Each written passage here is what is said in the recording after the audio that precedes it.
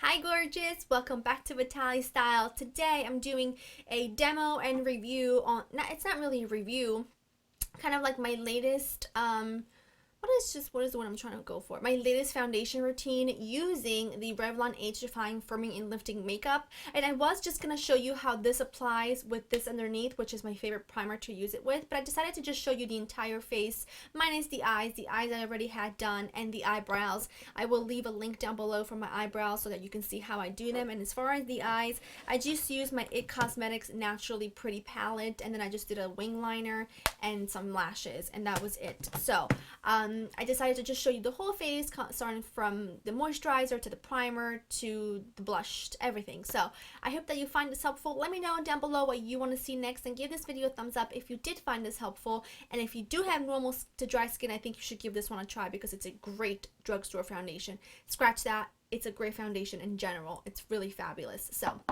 I hope that you find this helpful, and without further ado, let's get started. First thing I'm going to do, now of course you want to make sure that you always moisturize at least 10 minutes before you go ahead and apply any kind of foundation, any kind of primer. It's just always good to give your moisturizer a chance to really sink into the skin. And my favorite that I've been using for years, like I've mentioned a million times, is the Pond's Dry Skin Cream. I love this. It gives me a very, very moisturized feeling and look to the skin, which is what I prefer. Now I'm gonna go in with the primer. The primer this is probably my number one or number, I would say this and the Mercier Radiant Primer are my two favorite primers of life. This is the Tarte Clean Slate Poreless 12-hour perfecting primer. I like to take a little bit of that, and I just like to put some on both sides of like my nose and then my chin, and then I just use my fingers to really make sure it's well blended. What are you doing back there? Hey, yo, I'm making myself my coffee. You gotta be a little bit quiet. Could you hear me making coffee from there? I can just hear you now, yeah.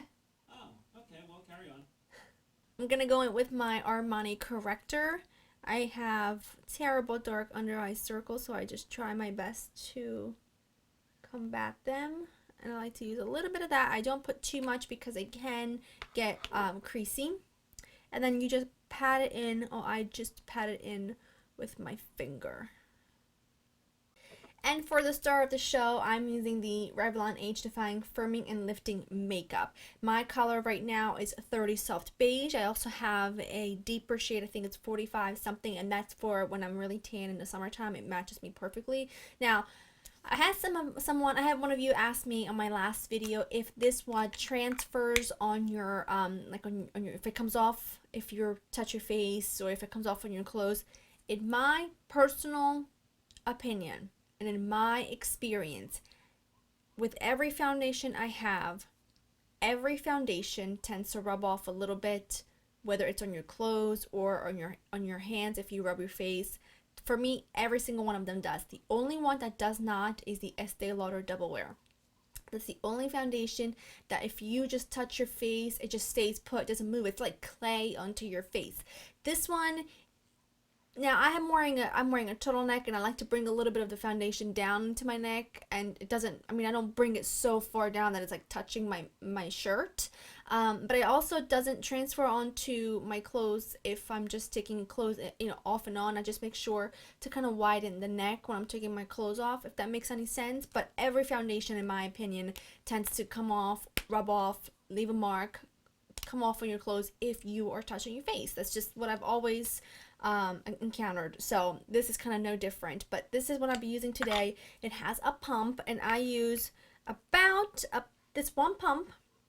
And I use just a pump and like a smidge, less than a pump and a half. And I like to take that, and I like to kind of just smear it on my face. And I love this. I wish I wasn't so fair, so I could use my summertime shade, because it matches me so well, and it's such a beautiful, beautiful warm tone. But maybe after Miami, I will have my tan back. Well, some tan, some form of tan. And I'm going to be using my Real Techniques buffing brush to buff this into the skin.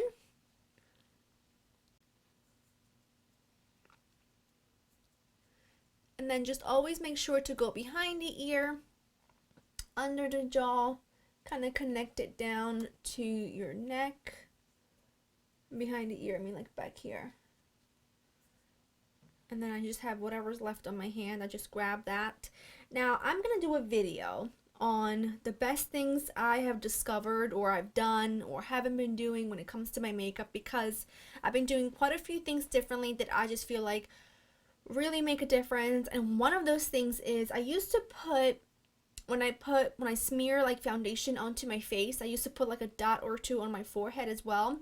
I don't do that anymore. Now I have wrinkles on my forehead because I'm a very expressive person. I make a lot of facial expressions, so I have some wrinkles on my forehead. So, and a lot of people have pointed that out, not just here, but in general.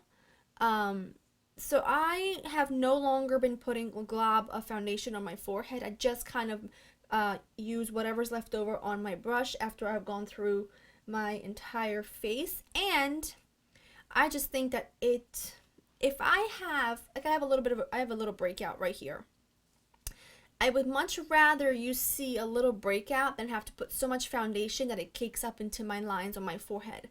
That's my personal preference because I think it just makes things look cakey and even worse because then it just piles up onto that breakout anyway. So I just kind of put a little bit of whatever's left over on my brush on there just to even out the skin tone, and that's as much as I'll put. So foundation is on, it is blended.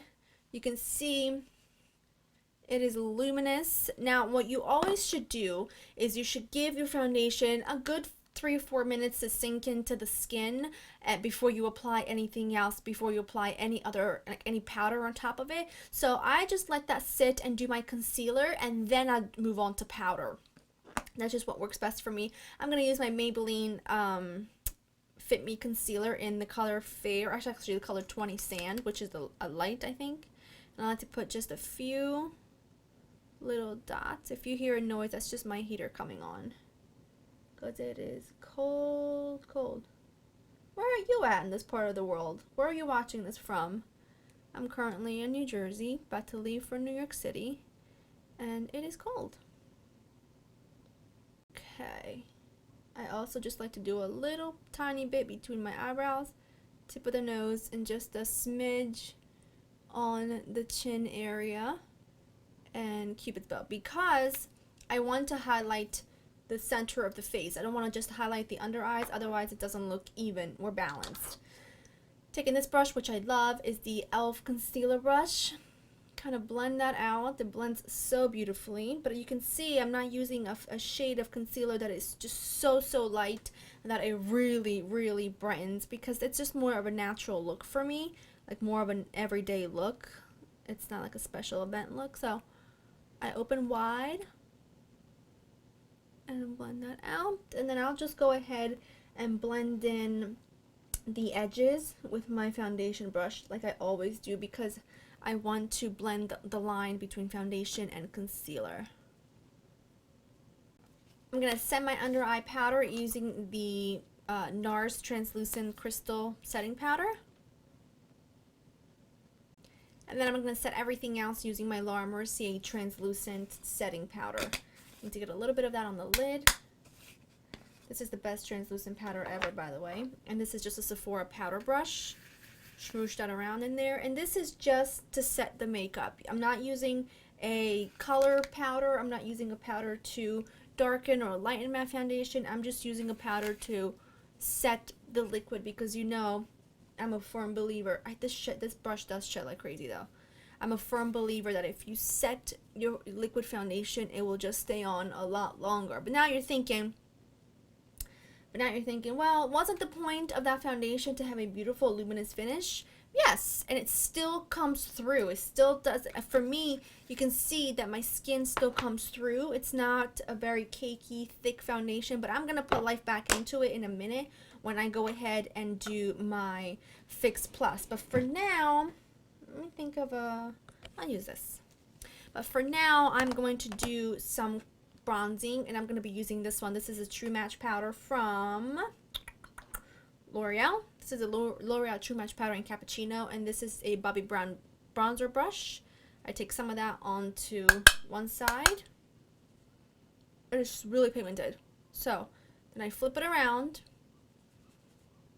blend that out. And then for blush, I'm going to go in with this one. This was actually a birthday present from Kristen, and it is the, oh, wrong one. This is the Tom Ford blush in Flaunt. That's not what I'll be wearing today because it is way too summery and bright, and I don't have a tan for that. But I will be wearing this gorgeousness, which is Ravish. Oh. This is the perfect winter fall blush, like perfection. And on a Real Techniques blush brush. Oh, I want to eat this. And now to set everything, I'm looking for my little flyer here. I'm going to spray my face liberally with MAC Fix Plus. You can also use the Makeup Forever setting spray, but the Makeup Forever setting spray is phenomenal for setting your makeup and making it last a long time. This is phenomenal for taking away any powder look and making your face look luminous and gorgeous and glowy. And there was a little hair on there that was driving me crazy. You can also use the Mara Badescu spray. But I'm going to use MAC Fix Plus because it's my go-to. I've been using this for years. Okay, and then I just take a letter, an invitation, whatever's closest to me to fan my face. It's really important that you kind of get to it immediately because you don't want it to dry on its own, because some patches will dry faster than others and it could leave you looking a little, what's the word I'm looking for? Like water spots, do you know what I mean? So you just want to kind of fan your face until you can feel that it's completely dry. Okay, and then what I always do is I just take, this powder is what I've been using lately, and this is just the MAC Prep and Prime pressed powder. I just take that on a small brush and just tap that right where I know I can get just a little bit dewy looking. But that's about it. I don't put this anywhere else, just right there. And I'm going to zoom you in so that you can see my skin. You see it? I didn't put any highlighter on. Whatever highlight is on, whatever is making my face look glowy is from the blush, because the blush has a little bit of a sheen to it, and then also the mixture between the foundation and the Fix Plus. That's what's making my face look dewy. I don't know. I really, really love this foundation. Oops. There you go. I really, really love this foundation. I think for today, I'm just going to do a little bit of this NYX Lip Butter Gloss. Whatever this is. Feels good. No lip liner. It's crazy. That's crazy because I always wear a lip liner. But this is what was closest to me, and this is the Butter Gloss in the color Creme Brulee.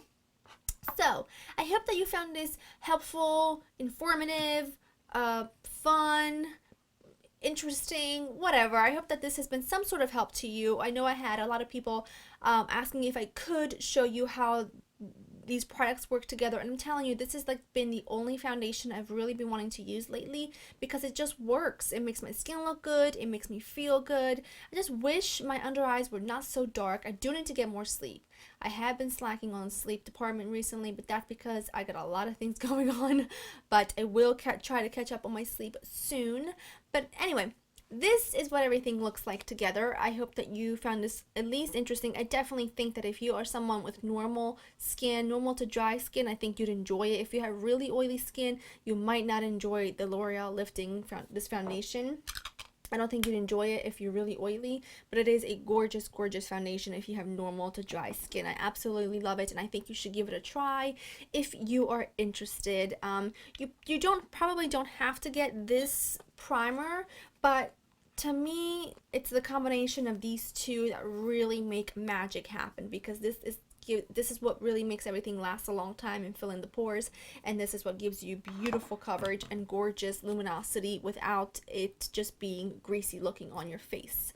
So let me know if you found this helpful. Also, let me know what else you want to see this week. I'm always so interested in seeing what you guys want to see. I know some people asked if I could do a review / demo on the L'Oreal True Match Lumi Foundation, because you know I have somewhat dry skin. So I will pick that up soon and do one for you. If there's anything else you'd like me to try, whether it's drugstore or whatever, I would love to do it for you. I love demonstrating how products work because I think a review is great and all, but when you see them actually how they work and how they look and how they blend and stuff, I think it makes a big difference. So that's my 2 cents on that. Thank you so much for watching, and I'll see you soon. Bye.